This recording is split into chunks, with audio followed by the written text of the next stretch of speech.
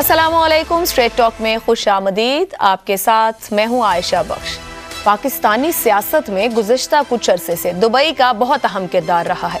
मुशर्रफ दौर में 2006 और 7 में बीबी की सियासी सरगर्मियों का मरकज़ जहां एक जानिब लंदन तो दूसरी जानिब दुबई रहा, जबकि 2013 के इंतखाबात से पहले मुस्लिम लीग नून के कायद नवाज शरीफ ने दुबई में कई सियासी मुलाकातें की और फिर उनकी हुकूमत कायम हुई थी। अब एक मरतबा फिर दुबई पाकिस्तानी सियासत का मरकज़ बन गया है। नवाज शरीफ, आसिफ जरदारी, बिलावल भुट्टो और मरियम नवाज समेत पीपल्स पार्टी नून लीग के मुतादिद अहम रहनुमाओं ने इस वक्त दुबई में डेरे डाले हुए हैं। गुज़िश्ता रोज 4 साल बाद नवाज शरीफ और आसिफ जरदारी के दरमियान अहम मुलाकात हुई।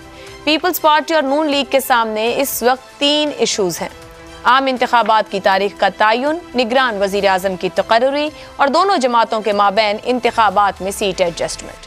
इत्तलात के मुताबिक इंतखाबात की तारीख और निगरान सेटअप के बारे अभी इत्तेफाक राय नहीं हुआ, मगर सीट एडजस्टमेंट पर अहम पेशरफ्त होने की इत्तलात है। पीपल्स पार्टी ने नून लीग से मुतालबा किया है कि पंजाब में गिलानी खानदान, राजा परवेज अशरफ, नदीम अफजल चंद समेत पीपल्स पार्टी के कई रहनुमाओं के हलकों में नून लीग अपने उम्मीदवार खड़े ना करे। 2006 के मीसाक़े जमहूरियत के बाद नून लीग और पीपल्स पार्टी के ताल्लुकात उतार चढ़ाव का शिकार रहे हैं। 2008 के इंतखाबात बीबी की शहादत के बाद हुए। दोनों जमातों का एक दूसरे से मुफाहमती रवैया रहा, जिसका इंतखाबात में भरपूर सियासी फायदा हुआ। 2013 के इंतखाबात में नून लीग और पीपल्स पार्टी सियासी मुखालिफ रहे। पीपल्स पार्टी ने पंजाब में काफ लीग के साथ इत्तेहाद किया और पंजाब में पीपल्स पार्टी का एक तरह से सफाया हो गया। 2018 के इंतखाबात में नून लीग के लिए बहुत ज्यादा मुश्किलात थीं और पीपल्स पार्टी ने भी अमली तौर पर सिंध पर ही तवज्जो बरकरार रखी। पीपल्स पार्टी सिंध जीतने में तो कामयाब रही, मगर साबका हुकूमत में पीपल्स पार्टी को बहुत ज्यादा मुश्किलात का सामना करना पड़ा। अब इंतखाबात में अगर नून लीग और पीपल्स पार्टी के दरमियान सीट एडजस्टमेंट होती है तो देखना होगा कि इसका ज्यादा फायदा पीपल्स पार्टी को होगा या फिर नून लीग को। पीपीपी नून लीग से पंजाब की जो नशिस्तें मांग रही है, उनमें से अक्सर नशिस्तों पर नून लीग का अच्छा खासा वोट बैंक मौजूद है। ऐसे में यह देखा जाएगा कि नून लीग के लिए इन सीटों पर पीपल्स पार्टी से सीट एडजस्टमेंट सियासी एतबार से फायदे का सौदा होगा या खसारे का। इसी पर गुफ्तगू रहेगी। सियासतदान बहुत सोच समझकर ये सियासी सौदे करते हैं। सवाल पैनल के लिए रखेंगे। पैनल में हमारे साथ हैं हसन निसार, शहजाद चौधरी, अबसार आलम और ईसार राना। प्रोग्राम का पहला सवाल आप सबके लिए: क्या नून लीग तख्ते लाहौर में पीपल्स पार्टी को हिस्सा देने के लिए तैयार हो जाएगी? हसन निसार साहब, एक माजी है इन दोनों जमातों का, अभी मैंने जिक्र भी किया 2008, 13 और 18 में। क्या लगता है तारीख दोहराएगी जो फायदा 2008 में इकट्ठे होने पर हुआ? और क्या नून लीग इस जगह है कि पीपल्स पार्टी को शराकतदार बना ले पंजाब में? पहली बात तो ये है कि आपने कहा ना कि आपने भी बताया, तो आपने बहुत अच्छा किया, चूंकि मैं तो अभी टीन एज से गुजर रहा हूं ना। याद दहानी कराइए ना, रिमाइंड कराइए माजी से कुछ थोड़ा बहुत।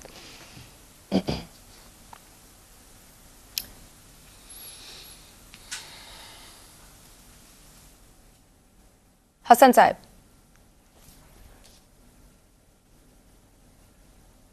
साहब, आपको आवाज आ रही है?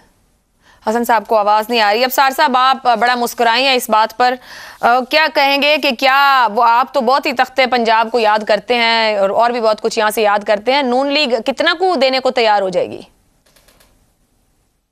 देखिए, मुस्कुरा इस बात पर रहा था हसन निसार साहब ने कहा मैं तो अभी टीन एज में हूँ, तो मैं सोच रहा था मेरा तो अभी बचपन भी ख़त्म नहीं हुआ फिर तो। और दूसरा सवाल ये था कि टीन एजर ऊपर से है या नीचे से, मतलब अल्लाह उनको ज़िंदगी से दे। मैं एक वैसे ही ये मजाक की बात कर रहा था, क्योंकि ईद की छुट्टियाँ हैं तो थोड़ा सा लाइट गुफ्तगू भी होनी चाहिए। और तख्ते लाहौर की मैं बात करता हूँ। तख्ते लाहौर ने पाकिस्तान का तख्ता किया हुआ है, इसलिए तख्ते लाहौर की बात होती है और उसकी वजह लाहौरी इलीट है। जहाँ तक आपकी बात है ना पोलिटिकल उसकी, देखिए मेरे जो पोलिटिकल साइंटिस्ट हैं उनके ख्याल में पोलिटिकल रिकन्सिलेशन थोड़ी होनी चाहिए पाकिस्तान में। पाकिस्तान में सियासत इतनी ज़्यादा गर्म हो चुकी है, इतनी उसकी वजह से पोलराइजेशन हो चुकी है, कौम इतनी तकसीम हो चुकी है कि हमारा आगे बढ़ना नामुमकिन हो गया। ये दुश्मनियों में बदल गई है सियासत। तो मेरा नहीं ख्याल कि ये किसी भी जमहूरी मुल्क के लिए, किसी भी मुल्क के लिए इतनी ज़्यादा दुश्मनी होना इख्तिलाफ राय की वजह से वो सेहतमंद है, वो बहुत इंतहाई नुकसानदेह है। और हमें नुकसान जो है हम वो भुगत रहे हैं, ये नहीं कि नुकसान आने वाला है, हम भुगत रहे हैं, हम उस नुकसान के, उस तूफ़ान के दौर में से गुजर रहे हैं इसी अदम बर्दाश्त की वजह से। तो मेरा ख्याल है कि ये रवैये बदलने चाहिए और सियासत को थोड़ा सा ठंडा होना चाहिए, एक दूसरे के हुकूक का, एक दूसरे की राय का एहतराम करना सीखना चाहिए। और मैं ये समझता हूँ कि बहुत अच्छी बात है कि जो देखे सियासी जमात जो है ना, कोई भी सियासी जमात, उसकी, पाकिस्तान एक फेडरेटिंग यूनिट पे मुश्तमिल कंट्री है, उसके किसी भी सियासी जमात की जड़ें तमाम सूबों में होना हमारे मुल्क की वहदत के लिए बहुत अच्छी और ज़रूरी बात है। ये बात अगर हम समझ रहे हैं ना, बजाय पॉलिटिकल पार्टीज़ को हम पॉकेट्स में कॉर्नर करने के, जी ये पंजाब की जमात हो गई, ये शहरी सिंध की, ये रूरल सिंध की, ये पख्तूनों की जमात, ऐसे ना करें। ये तमाम सियासी जमातों के जो टेंटिकल्स हैं, उनकी रूट्स हैं, वो तमाम सूबों में, तमाम कौमियतों में होनी चाहिए। ये पाकिस्तान की वहदत के लिए बहुत ज़रूरी है। पाकिस्तान की वहदत डंडे से नहीं कायम रह सकेगी, सियासी जमातों की हर जगह रूट्स होने से कायम रहेगी। इसलिए अगर ये किसी कंसेंसस के जरिए हो सकता है, कूल डाउन करने की बात कर रहे हैं, इसका मतलब है कि अगर शेयरिंग हो जाएगी यहाँ पर तो ये सियासत फिर कूल डाउन हो जाएगी पंजाब में, ये कह रहे हैं। और आपको लग रहा है कि होगा ऐसा? एक तो कूल डाउन होगी सियासत, दूसरा ये कि पीपल्स पार्टी का वजूद पंजाब से या लाहौर से ख़त्म क्यों हो, और मुस्लिम लीग नून का वजूद सिंध से ख़त्म क्यों हो, MQM का वजूद रूरल सिंध में, बल्कि पंजाब में भी क्यों ना हो, ANP की और सीटें पाकिस्तान के दूसरे सूबों से क्यों ना हो, PTI पूरे पाकिस्तान में क्यों, पूरे पाकिस्तान को रिप्रेजेंट क्यों ना करे। देखिए मैं आपको, जब आप एक वफाक है ना, पाकिस्तान एक वफाक है, तो वफाक में जो चारों इकाइयाँ हैं, पाँचों इकाइयाँ हैं, जो उसमें हर सियासी जमात का हिस्सा होगा, तो दूसरे छोटे सूबों को शिकायत नहीं होगी कि जी ये पंजाबी पार्टी जो है या लाहौरी लीड जो है ये पूरे मुल्क पे रूल कर रही है। तो इसलिए मेरा ये ख्याल है कि ये इतनी मेच्योरिटी अब आनी चाहिए सियासी जमातों में कि वो एक दूसरे को कम से कम फुट होल्ड दें अपने अपने स्ट्रांग होल्ड में। दुरुस्त। और ये तो सियासी कायदीन ने मेहनत करनी है, तो फिर फुट होल्ड हर जगह पर उनका होगा। हसन निसार साहब, 55 में बचपन की बातें वाकई बहुत अच्छी लगती हैं। आसिफ जरदारी साहब का एक बयान है कि अपनी जिंदगी में बिलावल को वजीर आजम देखना चाहता हूं। क्या आसिफ जरदारी साहब का ख्वाब पूरा हो जाएगा अगर ये पंजाब में कुछ शेयरिंग वेयरिंग हो जाए? नहीं, पहली बात तो ये है कि मैंने आपका शुक्रिया अदा कर रहा था कि आपने ब्रीफ किया मुझे पीपल्स पार्टी और नून लीग के माजी के बारे में, चूँकि टीन एजर्स को इस तरह की बात बताना बहुत ज़रूरी होता है। अच्छा, अब रह गया आपका सवाल। पहले मैं बात कर लूँ अबसार आलम साहब के ख्वाब पे। मुझे अफसोस है अबसार आलम साहब, आपका ख्वाब एक वेल मीनिंग आदमी का ख्वाब है। ये फॉर्चून हंटर्स के ग्रोह हैं, they are not political parties, और what we are watching is not democracy. बहरहाल एनीवे, अब आपके सवाल की तरफ 3 सतरें अर्ज करता हूँ। नून लीग इंतहाई सियाने, मौका परस्त, घाग और खोचल लोग हैं। खोचल का लफ्ज़ मैं बहुत सोच समझ के इस्तेमाल कर रहा हूँ। भरम रखने के लिए ये बहुत ही मामूली कुर्बानी होगी हुजूर। सियाने हैं, माने ना माने, सियाने बहुत हैं वो। ये अपना भरम कायम रखने के लिए किसी भी हद तक जाएंगे। वो पंजाबी का एक मुहावरा है जो ग्वाल मंडियों को तो आती है पंजाबी, और बहुत हमसे बेहतर आती है। सब कुछ जांदा देखिए ते अद्धा दइए लुटा। बिल्कुल हो जाएगी एडजस्टमेंट, लेकिन ऐसी किसी एडजस्टमेंट के पीछे याद रखें, ये जो अबसार आलम साहब मेरे स्वीट से जो है ना, ये वेल मीनिंग आदमी, एक फरिश्ता, बगैर परों वाला फरिश्ता इस तरह के ख्वाब देखता है। अच्छा, लेकिन आखिर पे मैं एक मुफ्त मशवरा, कॉरपोरेशन का मशवरा, पीपल्स पार्टी को चाहिए PTI के इंतहाई ज़ख्मी वर्कर के अगर 5%, 2.5% लोगों को भी अट्रैक्ट कर लिया उन्होंने, उसके लिए थोड़ी अकल की ज़रूरत होगी। आप यकीन करो, तमाशा कुछ का कुछ हो जाएगा। बहरहाल ऐसी की तैसी। आपने अबसार साहब के ख्वाब की 2 बार बात की है, मैंने जरदारी साहब का ख्वाब सामने रखा था आपके। आपने नून लीग को कहा सियाने, घाग, खोचल। अच्छा, जरदारी साहब सामने हैं, वो कैसे सियासतदान है? हाँ, उनका ख्वाब। अच्छा, नहीं, वो नहीं, वो बलोच है। मैं तो ये कह चुका हूँ पहले कि इन्होंने उसकी ज़बान काटी थी, उसने इनकी इशारा काट दी है। वक्त बता देगा। अल्लाह हम सबको सेहत ज़िंदगी दे। और ये ख्वाब भी कभी पूरा नहीं होगा अबसार आलम साहब का, हत्ता कि इनके पोते भी यही ख्वाब देख रहे होंगे। ये वो मटीरियल ही नहीं है हुजूर जिनके लिए आप इस तरह के ख्वाब देखते हैं। बहरहाल अगर पीटीआई के इंतहाई जख्मी 2.5-2% को भी इन्होंने अट्रैक्ट कर लिया, वो इनकी असल अचीवमेंट होगी। बाकी सीटें तो जितनी मांगे उनको पता है उनके पल्ले है ही कुछ नहीं, जिल्लत से बचेंगे वो। ठीक है, हाँ ठीक है। शहजाद साहब आपकी तरफ आती हूँ। जरदारी साहब के ख्वाब की मैंने बात की, खुद बिलावल भुट्टो कह रहे हैं अब बारी मेरी है कि खिदमत करूं। अब यही कहा जा सकता है हजारों ख्वाहिशें ऐसी कि हर ख्वाहिश पर दम निकले। आपको लगता है ये ख्वाब, ये ख्वाहिश पूरी हो जाएगी कोई आने वाले आम इंतखाबात के बाद? अच्छा, पहले तो अबसार साहब की जो नेक तमन्ना और नेक ख्वाहिश है उसके ऊपर कुछ एक जुमला कह दूं। असल में अबसार साहब लाहौरी एलीट को पूरे पाकिस्तान पे कब्जा देना चाहते हैं।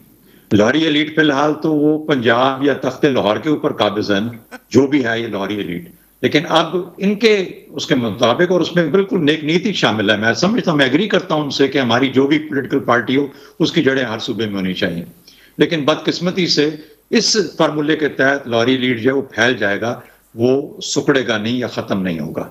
एक तो ये चीज है जो कि मेरा ख्याल है उस पर शायद गौर करना चाहें। दूसरी बात देखिए, PMLN और PPP जब इकट्ठे हुए हैं तो एक चार्टर ऑफ डेमोक्रेसी के वक्त खत्म इकट्ठे हुए थे और फिर वोट ऑफ नो कॉन्फिडेंस के वक्त इकट्ठे हुए।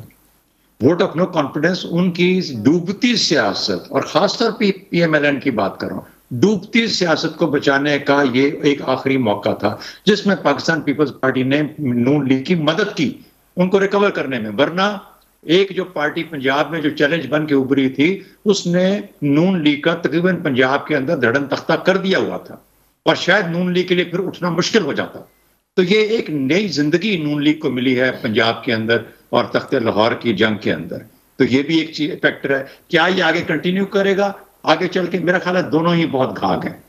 PPP समझ गई है कि उसने गलती की 2018 के अंदर, कि वो उस 2013 के अंदर जब उसने अपने आप को सिंध के अंदर रिस्ट्रिक्ट कर लिया, क्योंकि उसके बाद वो उम्मीद भी नहीं रख सकती कि वो आगे जाके कोई कभी सेंटर में या फेडरल गवर्नमेंट बना पाएगी। तो ये वजूहात हैं जिसकी वजह से वो चाह रहे हैं कि उनको कोई ना कोई रास्ता मिले।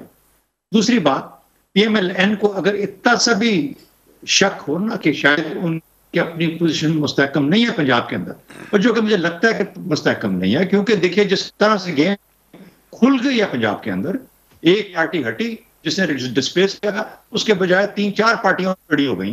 मखदूम महमूद अहमद को भी शामिल कर लें और PMLQ को भी शामिल कर लें और इस्तेकाम पाकिस्तान पार्टी भी शामिल कर लें। अब ये नहीं समझ आ रही कि बंदोबस्ती निज़ाम किस तरफ को जाएगा।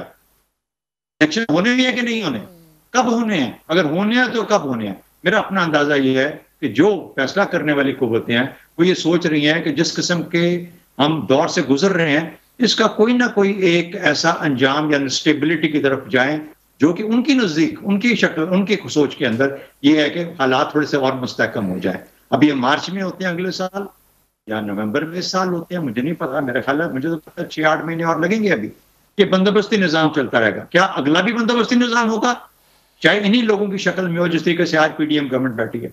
शायद मुमकिन है, लेकिन चेहरे मुख्तलिफ होंगे। हो सकता है वजीर आजम भी मुख्तलिफ हो।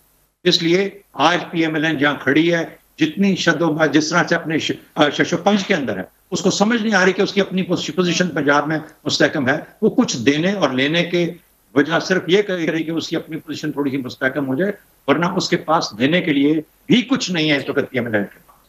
तो PPP को भी पता है कि वो किस PMLN से सौदा कर रहा है, और PMLN को भी पता है कि वो जो सौदा कर रही है वो बड़ा कच्चा सौदा है। अगर इतने पक्के होते तो कभी ये किसी किस्म का भी सौदा करने के लिए तैयार न होते। तैयार होते। चलें जी, हम इसको जरा इसार साहब थोड़ा और सौदे से बाहर निकाल लाते हैं, उनके सियासी रोमांस की बात कर लेते हैं। बिलावल भुट्टो ने कहा कि शहबाज शरीफ जो है वो मुस्लिम लीग नून का वजीर आजम नहीं बल्कि ज्यादा पीपल्स पार्टी का वजीर आजम है। आसिफ जरदारी ने भी काफी मीठे बयानात दिए हैं। कब तक चलता दिखाई देता है ये सियासी रोमांस, या आने वाली हुकूमत जब भी आम इंतखाब हो ये कंटिन्यू भी कर सकता है? देखें, सबसे पहले तो मुर्शिदी हसन निसार का जो फार्मूला है जिसके तहत वो टीनेजर और अबसार आलम साहब बचपन में है, तो समझ लें कि मैं अभी ताज़ा पैदा हुआ हूँ और मेरे अफकार बिल्कुल नए हैं। और क्या ही बात है। मैं जो कहूँगा ज़रा थोड़ा सा जो मेरे पेशरोज ने कहा है उससे थोड़ा सा मैं हट के कुछ 2-3 चीज़ें आपसे कहना चाहता हूँ। क्लियर वजाहत से ही कहिएगा। जी बिल्कुल क्लियर वजाहत से, आपको तो मेरी बात पहले समझ आ जाती है। बिल्कुल, छोटे बच्चे तो ऐसा बोलते हैं ना, समझ में नहीं आता। नहीं, इसीलिए तो मैं कह रहा हूँ, उम्मीद करते हैं कि हम समझ पाएंगे। मैं समझता हूँ आपकी आवाज़ में जितनी ममता है, मेरी बात आप ज़रूर समझेंगी। मैं ये समझता हूँ कि देखें, ये इस मुल्क की इससे बड़ी बदकिस्मती क्या होगी कि जिस मुल्क के करोड़ों लोगों के पास रहने को घर नहीं है, उनकी किस्मत के फैसले दुबई में होते हैं। चार्टर्ड फ्लाइट्स जाती हैं, आला तरीन होटल्स में ठहरा जाता है, बंगलोज होते हैं, बड़ी बड़ी कोठियाँ होती हैं, और फिर पुरतईश डिनर्स होते हैं, लंच होते हैं, जिसमें ये भूखी नंगी मखलूक के मुस्तकबिल के फैसले होते हैं। और अगर ये बंदर बांट, आई एम सॉरी मैंने बंदर बांट कहा, इस पे बंदर को एतराज़ हो सकता है, अगर ये बंदर बांट ही करनी है तो फिर इंतखाबात और जमहूरियत का ढकोसला क्यों करते हैं आप? अब ये क्यों तय करते हैं कि जी बोर्ड भी डाले जाएंगे, जब आपने तय करना है सदर जरदारी होगा, वजीर आजम नवाज शरीफ होंगे, 4 वजारतें पीपल्स पार्टी को मिलेंगी, सिंध में थोड़ा सा ऐसा जो है नून लीग को मिल जाएगा, केपी के मौलाना फजलुर रहमान को दे दिया जाएगा, तो फिर आप ये ढोंग क्यों रचा रहे हैं? वैसे ही विफाक के पास हो गया सब कुछ। जी फार्मूला चल रहा है, बिल्कुल चल रहा है ये फार्मूला। मैं अपने प्रोग्राम में आपके साथ ये शेयर कर रहा हूँ फार्मूला, जो फार्मूला चल रहा है डेफिनेटली तीनों ने मिलकर बनाया। इस पे तो और बंदरबाट क्या है, किस चीज की लेन देन चल रहा है और किस चीज का वो हो रहा है, यही तो हो रहा है। वाकई सियासी जमातें ये फार्मूले इलेक्शन से पहले बनाती हैं या पहली बार? बिल्कुल बनाती हैं, बिल्कुल बनाती हैं, लेकिन मुझे हंसी इस बात पे आ रही है कि आप वहां बैठ के जितने मर्जी फुकरों की तरह एक दूसरे को जायदादें बांट दें, फैसले जहां होने और जिन्होंने जितना हिस्सा जिसकी औकात के मुताबिक देना है वो तो उन्होंने फैसले करने, लेकिन ये लोग जो कुछ भी कर रहे हैं, मैं तो ये सुनता था पंजाब में हिस्सा दे लेगी नून लीग पीपल्स पार्टी को। देखें, अगर नून लीग ने पीपल्स पंजाब में वापसी करनी है तो उसे उसकी कोई भी कीमत अदा करनी पड़ी वो जरूर करेगी। जो हसन निसार भाई ने कहा है कि अगर उनको पंजाब में वापस आना है और उसकी कीमत उन्हें इस शक्ल में देनी है कि वो पीपल्स पार्टी को हिस्सेदार बनाए, तो वो इसके लिए भी तैयार हो जाएंगे। लेकिन मैं ये समझता हूँ कि जो इस्तेकाम पाकिस्तान पार्टी है उसको भी पंजाब में अंडर एस्टिमेट ना करें। अगर ये लड़ाई इन दोनों के दरमियान इस तरह पैदा होती है तो उसका फायदा इस्तेकाम पार्टी भी उठा सकती है। तो ये ख्याली पुलाव है, आप जितना मर्जी बनाते रहे करते रहे, ए कोड़ी दा मैदान, जब आप इलेक्शन में आएंगे तो आपको पता चलेगा। अभी तो आप चीचो चीज गंडेरियां, 2 तेरियां 2 मेरियां खेलते रहे, लेकिन जब तक प्रैक्टिकली आप मैदान में नहीं हो तब तक क्या सूरत हाल हो। पाकिस्तान तो अनहोनियों का मुल्क है। अभी वैसे भी निगरान वजीर आज़म 9 मई से पहले कोई सोच सकता था कि ये लोग पहलवान बन के फैसले करेंगे? वक्त बदल गया, तो ये अनहोनियों का मुल्क है, पता नहीं तब तक क्या हो और क्या ना हो। अनहोनियों का मुल्क है, कभी के वो बेनिफिशियरी और आज के ये बेनिफिशियरी। अफसोस की बात ये दान ना समझ रहे हैं ना सीख रहे हैं। एक ब्रेक लेते हैं, ब्रेक से वापस आएंगे तो एक और अहम मामले पर आपके सामने गुफ्तगू रहेगी। स्ट्रेट टॉक में एक बार फिर खुशामदीद। गुज़िश्ता रोज DGISPR की प्रेस कॉन्फ्रेंस के बाद आज सुप्रीम कोर्ट में सिविलियंस के मिलिट्री कोर्ट्स में ट्रायल के मुकदमे पर पूरी कौम की नजरें लगी हुई थी। इस बात का वाज़ेह इम्कान था कि आज इस केस का फैसला हो जाएगा। खुद चीफ जस्टिस ने इस केस का फैसला ईद से पहले सुनाने का इंदिया दिया था, मगर अब इस केस की समाअत गैर मुअय्यना मुद्दत के लिए मुलतवी कर दी गई है। आज की समाअत में अहम पेशरफ्त हुई कि एक मरतबा फिर दरखास्त गुजारों के वुक्कला ने मिलिट्री कोर्ट्स के खिलाफ हुक्म इम्तिना की इस्तदा की। वुक्कला ने अदालत से इस्तदा की कि अटॉर्नी जनरल के इस बयान को अदालती रिकॉर्ड का हिस्सा बनाया जाए कि ट्रायल शुरू हुआ और ना ही अभी शुरू होगा, क्योंकि अटॉर्नी जनरल का बयान DGISPR के बयान से मुतजाद है। DGISPR के बयान के मुताबिक ट्रायल जारी है, जबकि अटॉर्नी जनरल का दावा है कि नहीं, कोई ट्रायल शुरू नहीं किया गया। ताहम सुप्रीम कोर्ट ने फौजी अदालतों में ट्रायल पर हुक्म इम्तिना देने की इस्तदा मुस्तरद कर दी, क्योंकि अटॉर्नी जनरल ने अदालत में बयान दिया है कि ट्रायल शुरू ही नहीं हुआ, सिर्फ तहकीकात हो रही हैं। अटॉर्नी जनरल ने कहा कि अभी कोई ट्रायल शुरू नहीं हुआ, इसमें वक्त लगता है। मुल्जिमान को पहले वुक्कला की खिदमात लेने का वक्त मिलेगा। ट्रायल शुरू होने से पहले तफ्तीश की कॉपियां दी जाएंगी। इस पर चीफ जस्टिस ने रिमार्क्स दिए कि अगर कुछ हुआ तो मुझे फौरी आगाह किया जाए, मैं आइंदा हफ्ते से दस्तयाब हूँगा। अटॉर्नी जनरल ने यकीन दहानी कराई है कि फौरी किसी का ट्रायल नहीं हो रहा। इस हवाले से दूसरी अहम खबर यह रही कि जस्टिस याहिया आफरीदी ने आज अपना नोट दे दिया है, जिसमें उन्होंने लिखा है कि चीफ जस्टिस को इस मामले पर फुल कोर्ट बेंच बनाने पर गौर करना चाहिए। जस्टिस याहिया ने अपने नोट में लिखा है कि बेंच की तश्कील पर जस्टिस काजी फायज ईसा भी एतराज़ात उठा चुके हैं। वो जस्टिस काजी ईसा के एतराज़ात से इत्तफाक नहीं करते। जस्टिस काजी के इख्तिलाफ से कतई नज़र फुल कोर्ट बनना चाहिए। जस्टिस याहिया आफरीदी ने लिखा कि इस वक्त मुल्क में इंतखाबात का माहौल है और बेंच के बारे में चहमगोइयां हो रही हैं। निज़ाम अदल की बुनियाद अवामी साख पर खड़ी है। ऐसे चार्ज्ड सियासी माहौल में इस बेंच पर एतराज उठ सकता है। जस्टिस याह्या आफरीदी इस नोट के बाद अब बॉल एक मरतबा फिर चीफ जस्टिस के कोर्ट में फेंक चुके हैं। आज उन्होंने इस केस की समाअत गैर मुअय्यना मुद्दत के लिए मुलतवी कर दी, मगर अब देखना होगा कि जब भी इस केस की समाअत हुई तो क्या ये समाअत फुल कोर्ट करेगा या फिर मौजूदा 6 रुकनी बेंच भी 5 रुकनी बेंच में तब्दील हो जाएगा। इसी मामले पर सवाल रखेंगे पैनल से। फौजी अदालतों में 102 शरपसंदों का ट्रायल किया जा रहा है और ये जारी रहेगा। DGISPR सुप्रीम कोर्ट ने केस गैर मुअय्यना मुद्दत के लिए मुलतवी कर दिया। क्या सुप्रीम कोर्ट को पैगाम समझ आ गया है? हसन निसार साहब। भैया इतना लाउड एंड क्लियर एक पैगाम है कि बहरे भी सुन सकते हैं, वो तो फिर सुप्रीम कोर्ट है। बस एक सतरी जवाब है। अच्छा, दूसरी तरफ जो आज एक नोट जस्टिस याह्या आफरीदी ने दिया है, ये बेंच 9 रुकनी बना था, फिर 7 रुकनी हो गया, अब 6 रुकनी आज बैठा था। वो कह रहे हैं कि फुल कोर्ट पे जाएं। आप क्या समझ रहे हैं मामला जैसे आगे बढ़ रहे हैं और जो उन्होंने रीजंस दी हैं इसके अंदर अपने नोट में, ये जब बैठेगा अब 2 हफ्ते बाद, ईद के बाद जो टाइम दिया गया, फुल कोर्ट की तरफ जाना चाहिए या जाएगी सुप्रीम कोर्ट? ये तो सुप्रीम कोर्ट ही बेहतर जानती है कि उनको क्या करना चाहिए, या कोई सीनियर कानूनदान बता सकता है। मैं तो सिर्फ एक बात जानता हूँ कि इसमें सुप्रीम कोर्ट की किसी न किसी शक्ल में पार्टिसिपेशन होनी चाहिए, बिकॉज उसके बाद इसकी क्रेडिबिलिटी को चैलेंज करना मुश्किल हो जाएगा, वरना एक कंट्रोवर्सी है जो बरकरार रहेगी। मैं तो एक लॉजिकल सी बात कर रहा हूँ। ठीक है। एक बंदा जो कानून से वाकिफ नहीं है शहजाद साहब और माड़ी मोटी हमदर्दी है इस मुल्क के साथ, तो उसका और बात समझ नहीं आती। जी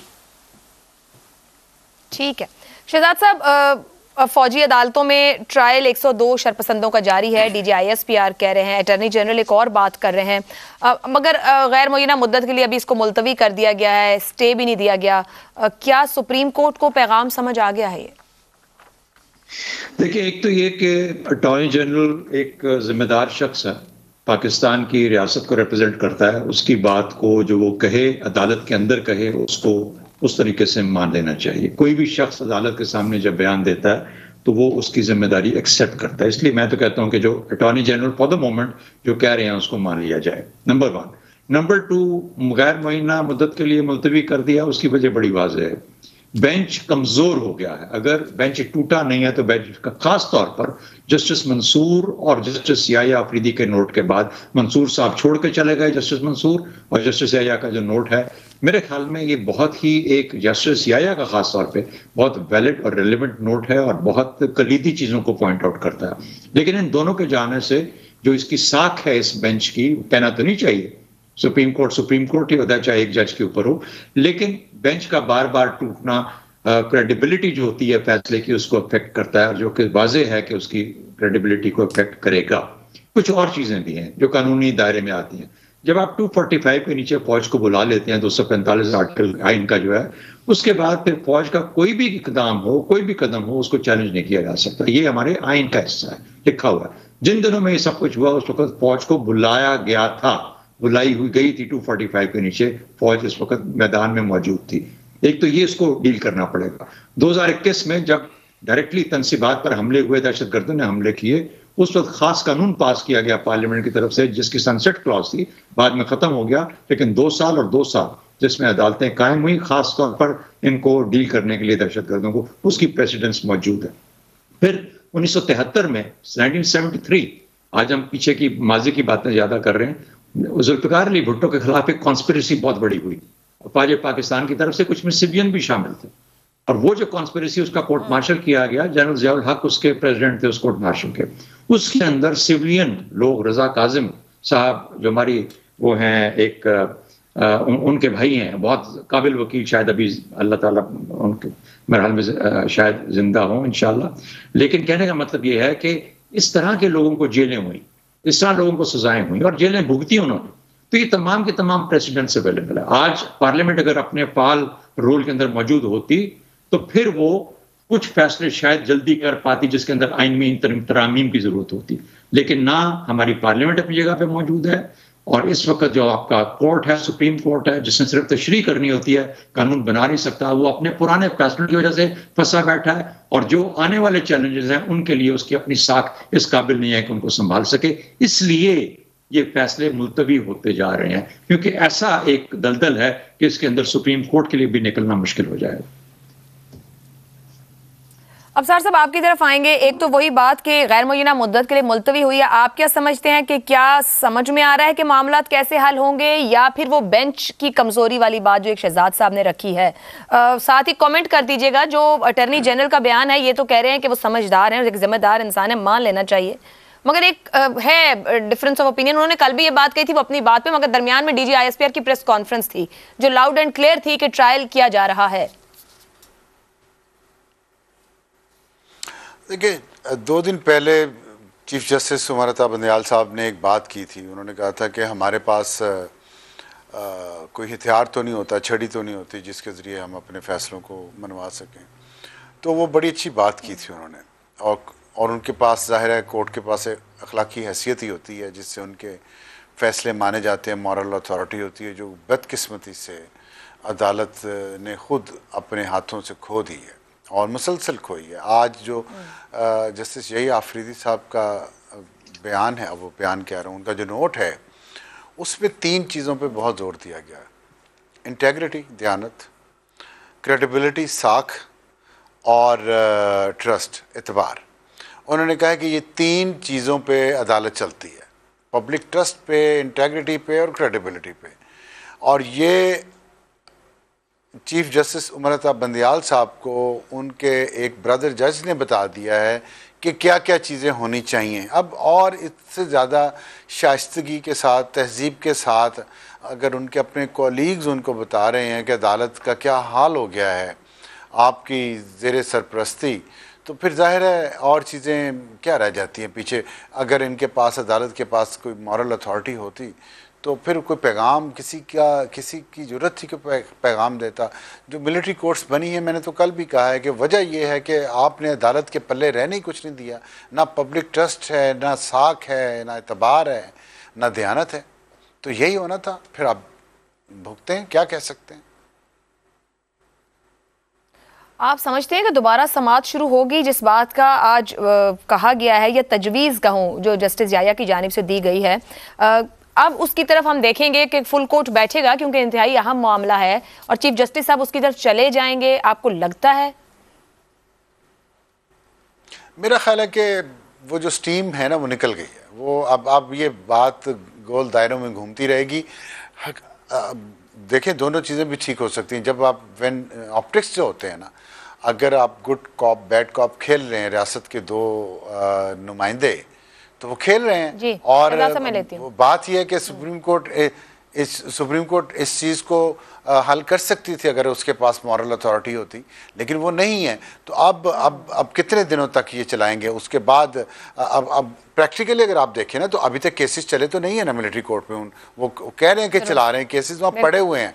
हो सकता है उस पर कोई कार्रवाई हो रही हो, लेकिन क्या हमने सुनी है कोई खबर कि वो जो सिविलियन मुल्ज़मान थे उनको मिलिट्री कोर्ट में पेश किया गया है, उनके साथ वकील गया है और उनको केस की कोई हेयरिंग शुरू हुई? ऐसा तो कुछ नहीं हुआ ना। प्रैक्टिकली रिजॉल्व है, मेरा ख्याल है वो शो कर रहे हैं अभी तक कि हम ये चलाएंगे, लेकिन हो सकता है किसी स्टेज पे जाके कोई फैसला तब्दील भी हो जाए। लेकिन जो मैसेज है वो वाजे है और उस पर सुप्रीम कोर्ट अभी तक कर कुछ नहीं पाई क्योंकि उसके पास मॉरल अथॉरिटी नहीं रही, जिसका जिक्र यही अफरीदी साहब ने, मंसूर अली शाह साहब ने, काजी फाइज साहब ने और जस्टिस तारिक मलिक ने बहुत वजाहत के साथ कर दिया। लेकिन उमर अता बंदयाल साहब नहीं समझे, उन्होंने 1 साल में इस अदलिया को तबाह कर दिया। शहजाद साहब कुछ कहना चाह रहे हैं?